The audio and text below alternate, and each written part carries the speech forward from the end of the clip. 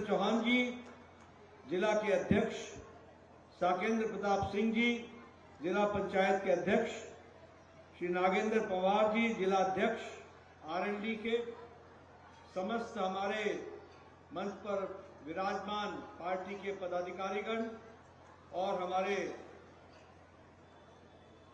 यहां उपस्थित बड़ी संख्या में देवी और सज्जनों, मीडिया के मेरे साथी, प्रिंट मीडिया और इलेक्ट्रॉनिक मीडिया के मेरे साथी, मेरा ये सौभाग्य है कि मुझे आज नगीना में अपने लोकसभा क्षेत्र के माताओं बहनों से, बुजुर्गों से बातचीत करने का मौका मिल रहा है। मुझे आने में देर हुई, आप सब लोग लंबे समय से इंतजार कर रहे हैं। देर चुनाव के कारण कई स्थानों पर जाना पड़ता है, इसलिए देर हुई। मुझे पूरा विश्वास है कि आप मुझे क्षमा करेंगे। अभी ओम कुमार जी आपके सामने बता रहे थे कि किस प्रकार से वो इस इलाके की सेवा करने वाले हैं। भूपेंद्र जी ने भी कम शब्दों में, लेकिन चुनाव की आवश्यकता और चुनाव में बीजेपी को आगे लाने की आवश्यकता, इस पर उन्होंने जोर दिया है। मैं आपको बताना चाहता हूं, यह चुनाव बहुत महत्वपूर्ण है। सिर्फ ये ओम कुमार जी का सांसद बनना यही महत्वपूर्ण नहीं है। यह चुनाव इसलिए महत्वपूर्ण है कि उत्तर प्रदेश का, नगीना का और देश का 19 तारीख को आप भाग्य तय करने वाले हो, इसलिए यह महत्वपूर्ण हो जाता है। और जब मैं भाग्य की बात करता हूं, तो सही नेतृत्व, सही पार्टी, सही नेता सही स्थान पर बैठता है तो नेतृत्व देश को, प्रदेश को, इलाके को आगे बढ़ा देता है। और जब गलत लोगों का चयन हो जाता है तो वह हमारे को मुसीबत की जड़ बन जाता है। मैं कहने के लिए नहीं कह रहा हूं, आज से 10 साल पहले उत्तर प्रदेश बीमारू राज्य कहलाता था। बीमारू राज्य, हर मामले में बीमार था। 25 करोड़ की जनता पीछे हो गई थी, कोई पूछता नहीं था।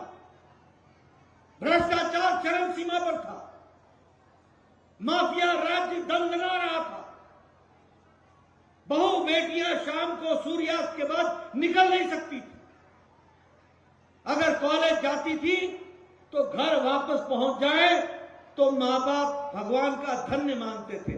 क्या ये स्थिति थी कि नहीं थी? मैं पूछ रहा हूं, ये स्थिति थी कि नहीं थी? जरा जोर से बोलो, ये स्थिति थी कि नहीं थी? हम माफिया राज में जी रहे थे। मुझे याद है भूपेंद्र जी, मैं 10 वर्ष 15 वर्ष पहले एक चुनाव में आया था। गांव में बिजली नहीं थी। वो जो सौर ऊर्जा होती है, सौर ऊर्जा, उसकी लाइट को लेकर के मुझे रात को घुमाया जा रहा था। मैं सोचता था ये कैसा उत्तर प्रदेश है, ये कैसा बीमारू राज्य है। लेकिन आज मोदी जी के राज में और योगी जी के परिश्रम से आज ये उत्तर प्रदेश उत्तम प्रदेश बन गया है, अग्रगणी राज्यों में आकर के खड़ा हो गया।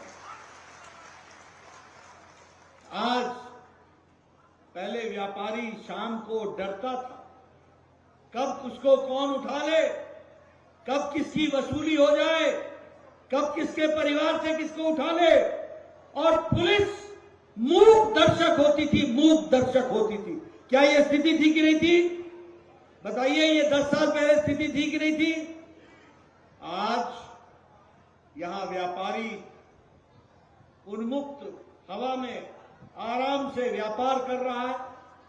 आज विकास के लिए लोग यहां आ रहे हैं, यहां इन्वेस्टमेंट हो रहा है और अच्छी सरकार चल रही है। उस समय यूपी का मतलब होता था यू फॉर उत्पीड़न और पी का मतलब होता था पक्षपात। कौन जाति के हो, वो सरकारें सबकी नहीं थी, वो सरकारें किसी एक जाति की थी। आज मोदी जी के नेतृत्व में सबका साथ, सबका विकास, सबका विश्वास, सबका प्रयास, सबकी सरकार चल रही है। यह भी हमको ध्यान रखना है। आज यूपी का मतलब है उम्मीद, यू का मतलब है उम्मीद और पी का मतलब है प्रगति।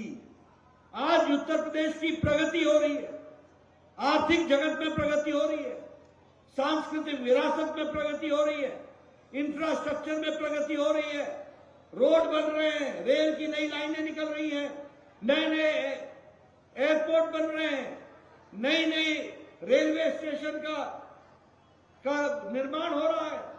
ये विकास की नई कहानी है और इसीलिए प्रधानमंत्री मोदी जी ने लाल किले के प्राचीर से कहा था, यही समय है, सही समय है। और आपके लिए भी 19 तारीख यही समय है और सही समय है, कमल का बटन दबाने का समय है।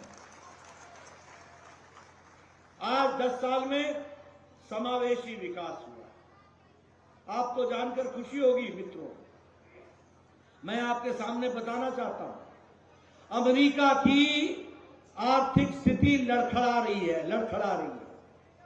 वहां का जीडीपी ग्रोथ 1% है, 1%।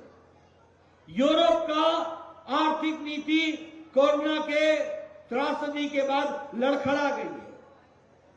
जापान की आर्थिक स्थिति लड़खड़ा गई है। ऑस्ट्रेलिया की आर्थिक स्थिति लड़खड़ा गई है। चाइना की आर्थिक स्थिति लड़खड़ा गई है। लेकिन भारत मोदी जी के नेतृत्व में कोरोना के त्रासदी के बावजूद और यूक्रेन की लड़ाई के बावजूद आज भारत 11वें नंबर की अर्थव्यवस्था से आज ब्रिटेन को, ब्रिटानिया को पछाड़ के 5वें नंबर की अर्थव्यवस्था बन गया है। 5वें नंबर। आज आपको जानकर खुशी होगी कि प्रधानमंत्री मोदी जी के नेतृत्व में जब तीसरी बार सरकार बनेगी तो 2024 के बाद 2027 में मोदी जी के नेतृत्व में भारत तीसरे नंबर की अर्थव्यवस्था बन जाएगा। तीसरे नंबर की अर्थव्यवस्था, एक भारत श्रेष्ठ भारत की दृष्टि से आगे बढ़ेगा। मोदी जी ने राजनीति की संस्कृति बदल डाली है। आज समावेशी, सर्वस्पर्शी और जवाबदेही सरकार है। पहले कैसी सरकार होती थी? ये फलाने की सरकार है, ये अगड़ों की सरकार है, ये पिछड़ों की सरकार है, ये फलाने जाति की सरकार है, ये पिछड़ों की सरकार है। आज जो सरकार है वह सरकार सबकी सरकार है और सबको साथ लेकर के चलने वाली सरकार है। मोदी जी ने आज जवाबदेह सरकार बनाई, रिपोर्ट कार्ड की सरकार बनाई है और मुझे खुशी है कि आज मोदी जी के नेतृत्व में जीडीपी जो हमारा ग्रोथ है पर कैपिटा, उसका 50% वृद्धि हुआ है और कैपिटल एक्सपेंडिचर हमारा 50% से ज्यादा डबल हो गया।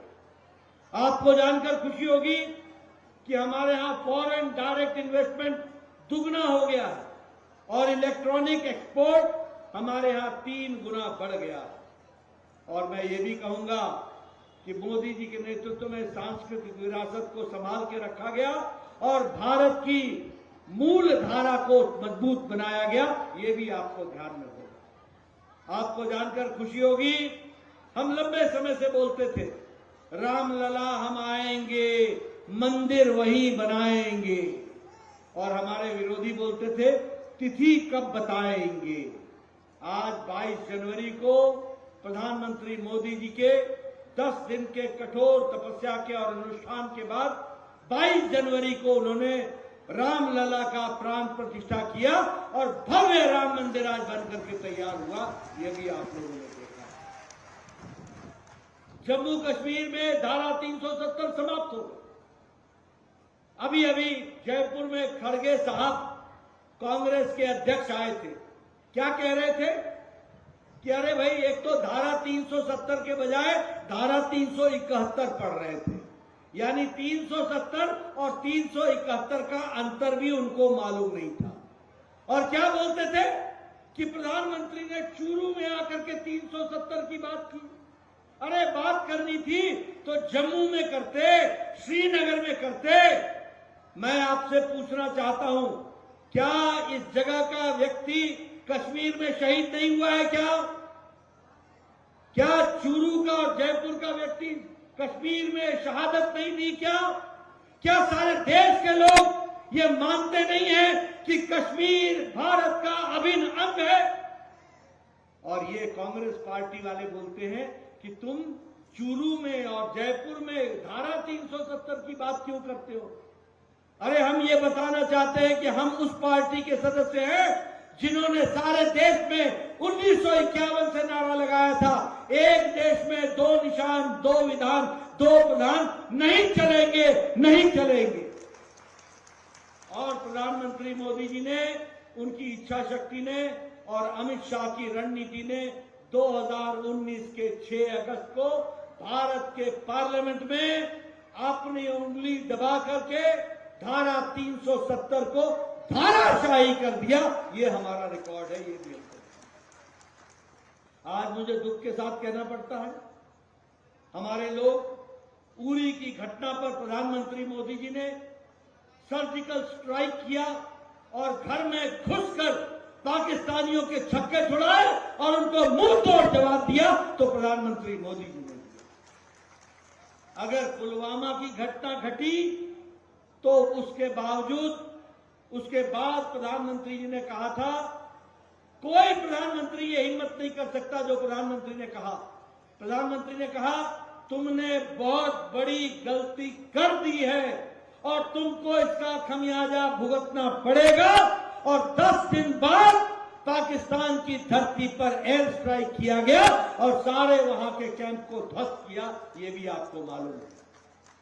और इन कांग्रेसी भाइयों से पूछना, इन समाजवादी भाइयों से पूछना, ये पूछते हैं इसका प्रमाण क्या है, प्रमाण क्या है? अरे हमारा नौजवान, हमारा जवान लड़ करके पाकिस्तान के छक्के छुड़ाए और तुम्हारी पार्टी और तुम्हारे नेता प्रमाण मांगे, ऐसी परिस्थिति हम लोगों ने देखी है। मित्रों, मैं ये कहना चाहता हूं, आप बताइए, बहनें यहां बैठी हैं, क्या मोदी जी के नेतृत्व में गांव आगे बढ़ा है कि नहीं बढ़ा है? आप बताइए, मोदी जी के राज में महिलाओं को ताकत मिली है कि नहीं मिली है? आप बताइए, मोदी जी के राज में युवाओं को, उनके आशाओं को पंख लगे हैं कि नहीं लगे हैं? आप बताइए, किसान को ताकत दी है कि नहीं दी है? आप बताइए, दलितों को सम्मान दिया है कि नहीं दिया है? आप बताइए, आदिवासियों को मुख्य धारा में मोदी जी लेके आए हैं कि नहीं आए? आज प्रधानमंत्री गरीब कल्याण अन्न योजना 80 करोड़ की जनता, और 80 करोड़ में 15 करोड़ की जनता उत्तर प्रदेश की है, जिसको 5 किलो गेहूं या 5 किलो चावल और 1 किलो दाल हर महीने मोदी जी की तरफ से मिल रहा है, हर महीने मिल रहा है। और इसके कारण आज 25% की गरीबी, 25% गरीबी की रेखा से निकल आए हैं। मैं यहां ये भी बताना चाहता हूं, आप बताइए, उज्ज्वला योजना में गैस का कनेक्शन मिला कि नहीं मिला? गैस का कनेक्शन मिला कि नहीं मिला? और आज उसी तरीके से जल जीवन मिशन में हर घर नल, हर घर जल, इसको भी देने का प्रयास किया गया। स्वच्छ भारत अभियान में हर घर को शौचालय और 4 करोड़ घरों को आवास, पक्के घर देने का काम किया, तो प्रधानमंत्री मोदी जी ने किया। इसलिए मित्रों, मैं ये कहना चाहता हूं आपको कि चाहे गांव हो, गरीब हो, वंचित हो, पीड़ित हो, शोषित हो, दलित हो, किसान हो, युवा हो, महिला हो, इनको ताकत देने का काम किया तो नरेंद्र मोदी जी की सरकार ने किया है, ये भी आपको ध्यान रखना। मैं यहां ये बताना चाहता हूं कि सेंट्रल का एड उत्तर प्रदेश का प्रधानमंत्री मोदी जी ने 4 गुना बढ़ा दिया है, 4 गुना बढ़ा दिया है। उसी तरीके से इंडस्ट्रियल कॉरिडोर के माध्यम से अलीगढ़, आगरा, झांसी, कानपुर, चित्रकूट और लखनऊ इनको जोड़ा गया है। और इसी तरीके से 27 नए मेडिकल कॉलेज खोले गए उत्तर प्रदेश में। 27 मेडिकल कॉलेज। बोलिए, बिजनौर को मेडिकल कॉलेज मिला कि नहीं मिला? सहारनपुर को मेडिकल कॉलेज मिला कि नहीं मिला? आप बताइए, कैराना को मेडिकल कॉलेज मिला कि नहीं मिला? हर दृष्टि से आगे बढ़ाने का काम किया गया है। और उसी तरीके से नेशनल हाईवे लगभग 3000 किलोमीटर की सड़क बना करके दी है और उसको भी आगे बढ़ाया गया है। वंदे भारत की ट्रेनें चलाई गई हैं और विकास की दृष्टि से हर दृष्टि से काम हुआ है। बताइए, धामपुर में 500 बेड का 100 बेड का हॉस्पिटल बना कि नहीं बना? धामपुर में बना कि नहीं बना? उसी तरीके से नई नई सड़कें बन रही है कि नहीं बन रही है? आप बताइए, नगीना का विकास हो रहा है कि नहीं हो रहा है? हर दृष्टि से आगे बढ़ाने का काम चल रहा है कि नहीं चल रहा है? मैं चाहूंगा कि आप ओम कुमार जी को आपका आशीर्वाद मिले और ये जाकर के मोदी जी का साथ दे करके नगीना को आगे बढ़ाएं, उत्तर प्रदेश को आगे बढ़ाएं और विकास की एक नई गंगा बहाएं। मित्रों, मैंने आपके सामने विकास की एक नई कहानी आपके सामने रखी, लेकिन मैं ये घमंडिया गठबंधन के बारे में भी बात करना चाहूंगा। मैं ये कांग्रेस पार्टी के बारे में भी बात करना चाहूंगा। मैं समाजवादी पार्टी के बारे में भी बात करना चाहूंगा। ये जो घमंडिया गठबंधन है, ये जो इंडी अलायंस है, ये कांग्रेस, समाजवादी पार्टी, आप पार्टी, टीएमसी, इन सब का जो गठबंधन है, ये गठबंधन सिर्फ दो बातों का गठबंधन है। दो बातों। एक गठबंधन है कि ये सभी भ्रष्टाचारी हैं और सब भ्रष्टाचार से बचने का गठबंधन है। भ्रष्टाचारी हैं और भ्रष्टाचारी बचाओ गठबंधन है। और दूसरा, ये सभी परिवार की पार्टियां हैं। इनको आपसे कोई लेना देना नहीं है, इनको आपसे कोई मतलब नहीं है। ये परिवार की पार्टियां। मैं आपके सामने बताना चाहता हूं। बताइए, कांग्रेस पार्टी ने कोयला घोटाला किया था कि नहीं किया था? बोलो, किया था कि नहीं किया था? चीनी घोटाला किया था कि नहीं किया था? चावल घोटाला किया था कि नहीं किया था? ऑगस्टा हेलीकॉप्टर का घोटाला किया था कि नहीं किया था? पनडुब्बी का घोटाला किया था कि नहीं किया था? आप बताइए, इन्होंने 2G का घोटाला किया था कि नहीं किया था? 3G का घोटाला किया था कि नहीं किया था?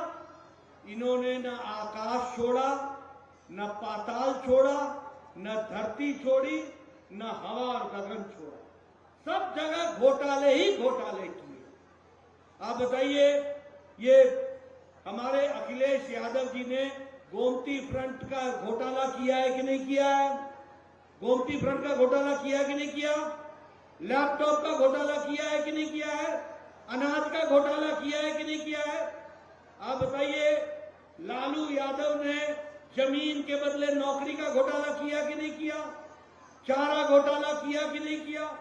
आप बताइए, टीएमसी की ममता की सरकार ने टीचर्स की भर्ती का घोटाला किया कि नहीं किया?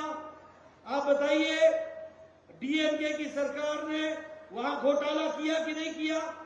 आप बताइए, केसीआर ने शराब का घोटाला किया कि नहीं किया? आप बताइए, केजरीवाल ने शराब का घोटाला किया कि नहीं किया? आप बताइए, दवाई का घोटाला किया कि नहीं किया? आप बताइए, राहुल गांधी बेल पर है कि नहीं है? बोलो, है कि नहीं है? सोनिया गांधी बेल पर है कि नहीं है? पी चिदम्बरम बेल पर है कि नहीं है? लालू यादव बेल पर है कि नहीं है? संजय सिंह बेल पर है कि नहीं है? डीएमके के मंत्री बेल पर है कि नहीं है? टीएमसी के मंत्री बेल पर है कि नहीं है? और आप बताइए, हेमंत सोरेन मुख्यमंत्री बेल पर है, जेल में है कि नहीं है? अरविंद केजरीवाल जेल में है कि नहीं है? आप बताइए, मनीष सिसोदिया जेल में है कि नहीं है? आप बताइए, सतिंदर सिंह जेल में है कि नहीं है? आप बताइए, आजम खान जेल में है कि नहीं है? आप बताइए, टीएमसी के नेता जेल में है कि नहीं है? आप बताइए, डीएमके के नेता जेल में है कि नहीं है? आप बताइए, कविता जेल में है कि नहीं है? ये इंडी अलायंस में आधे नेता बेल पर हैं और आधे नेता जेल में हैं। यह परिस्थिति आ सकती है। बोलिए, ऐसे लोगों को समर्थन देना है क्या? ऐसे लोगों को समर्थन देना है क्या? मैं पीछे से सुनना चाहता हूं, आवाज आनी चाहिए। ऐसे लोगों को समर्थन देना है क्या? और अभी इनका मैनिफेस्टो आया कांग्रेस पार्टी का। मेरे को 1929 की जिन्ना की मुस्लिम लीग याद आ गई। जो जिन्ना 1929 में मुस्लिम लीग में कहा करता था, वही बात अभी 2024 में कांग्रेस पार्टी ने उन्हीं बातों को अपनाया है। यानी मुस्लिम लीग का और कांग्रेस पार्टी का मैनिफेस्टो में कोई अंतर नहीं। बताइए, ऐसे लोगों को सरकार में आने देना है क्या? आने देना है क्या? आप बताइए, आने देना है क्या? मित्रों, मोदी जी के नेतृत्व में देश आगे बढ़ रहा है। आप पूरी ताकत से आगे बढ़िए। बोलिए, ओम कुमार को आगे लाएंगे ना? जिताएंगे ना? कमल के निशान पर 19 तारीख को बटन दबाएंगे ना? मोदी जी को मजबूत करेंगे ना? फिर एक बार, अब की बार बहुत बहुत